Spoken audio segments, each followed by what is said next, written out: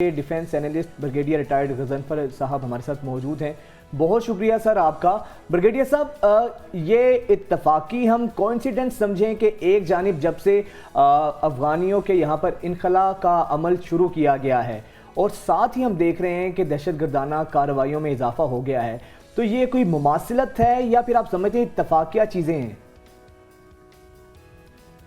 نہیں، نہ تو یہ مماثلت ہے اور نہ یہ اتفاقیہ ہیں. یہ تو ایک بڑی ویل پلانڈ اسٹریٹجی ہے پاکستان کے خلاف، جو خاص طور پہ ویسے تو ماضی میں ہم نے اس کا شکار ہوئے اور آپ نے بتایا کہ 80,000 لوگ شہید ہوئے، سیکیورٹی فورسز کے افراد شہید ہوئے، اور ان 80,000 میں اور ان سیکیورٹی فورسز کے افراد میں وہ لوگ شامل نہیں ہیں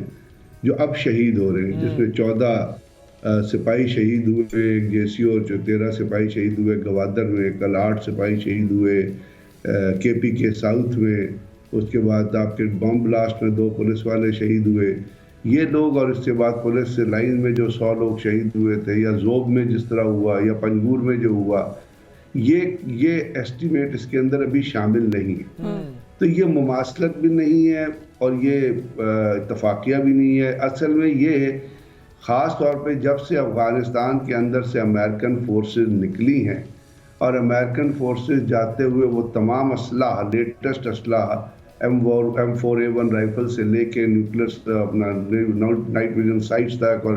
باقی راکٹس تک، اور راکٹ لانچرز تک، اور گنز تک، آٹومیٹک ویپنز تک،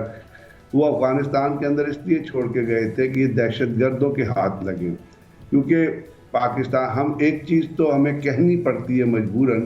وہ یہ ہے کہ پاکستان کے خلاف جو کچھ ہو رہا ہے اس میں افغانستان انوالو ہے. انڈیا تھرو افغانستان پاکستان کے اندر دہشت گردی کر رہا ہے. انڈیا کی انٹیلیجنس ایجنسی را انوالو ہے، اسرائیل کی موساد انوالو ہے، اور اس میں CIA بھی اپنا شیئر ڈالتی ہے. اب انڈیا جو افغانستان کے تھرو جتنی پاکستان کے اور افغانستان گورنمنٹ کی ایک ڈیزائر ہے کہ پاکستان سٹیبلائز نہ ہو، کیونکہ افغانوں نے ہمیشہ اس کو چھرا گھونپا ہے جنہوں نے اس کے ساتھ ہاتھ ملایا ہے، اور اس کی ابھی پریکٹیکل ریفلیکشن آپ دیکھ رہے ہیں.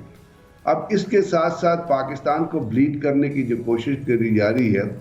اس کا انڈیا کی طرف سے ایک بہت عرصے پہلے ایک 2.5 وار کا ایک کانسیپٹ آیا تھا، جس میں پاکستان کو نہ صرف یہ کہ ملیٹارلی بلکہ اکنامکلی بھی بلیڈ کرنے کے لیے ایک اسٹریٹجی اجیت کمار ڈیول اور نریندر مودی نے تشکیل دی تھی. یہ تو وہ چیزیں جو آپ کے بارڈر سے باہر ہو رہی ہے. ہمارے بارڈر کے اندر جب ہم یہ اور آپ کو پتہ ہے جب طالبان کی حکومت جب سے آئی ہے انہوں نے ان تمام دہشت گردوں کو چھوڑ دیا ہے جو ان کی جیلوں میں قید تھے، جو پاکستان سے بھاگ کے اس وقت گئے تھے جب آپ ضرب عضب اور باقی آپریشنز کر رہے تھے. اصل میں تو ان کو یہ ریلیز نہیں کرنا چاہیے تھا، بیکاز وہ اور دہشت گردی میں انوالو تھے. پھر پکتیا میں اور نورستان میں ISIS کے ساتھ مل کے پاکستان سے بھاگے ہوئے لوگوں نے ایک نیکسس بنا لیا تھا، اور وہ پاکستان کے خلاف پلاننگ کر رہے تھے، اور 2-3 کمانڈر جو ہے پکتیا میں ہلاک بھی ہوئے. بریگیڈیئر صاحب، یہ سب باتیں آپ نے ہسٹری کو بہت بریفلی اور بڑا اچھے سے ایکسپلین کر دی ہے، اور یہ ہم نے جو خیر سگالی کے تحت چھوڑے تھے نا کہ بھائی آپ کی جو شرائط ہے ہم مان لیتے ہیں، لیکن آپ کی سرزمین افغانستان کی سرزمین پاکستان کے خلاف استعمال نہیں ہونے دے گی. اور معاہدہ بھی دوحہ معاہدہ یہی ہوا تھا، لیکن اس کے بعد وہ اس سے جو ہے وہ ڈینائل فیس میں ہے. وہ کہتے ہیں کہ اگر سرزمین استعمال ہو رہی ہے تو اس کے ثبوت بتا دیں. لیکن اس سے ہٹ کے ابھی اگر افغانستان کے جو یہاں پر باشندے رہ رہے تھے اور ان کو واپس افغانستان بھیجا جا رہا ہے، جس میں بہت سے سویلینز بھی ہیں، اور انہی سویلینز میں وہ روپ دھار کر یہ دہشت گرد بھی تھے، سہولت کار بھی تھے،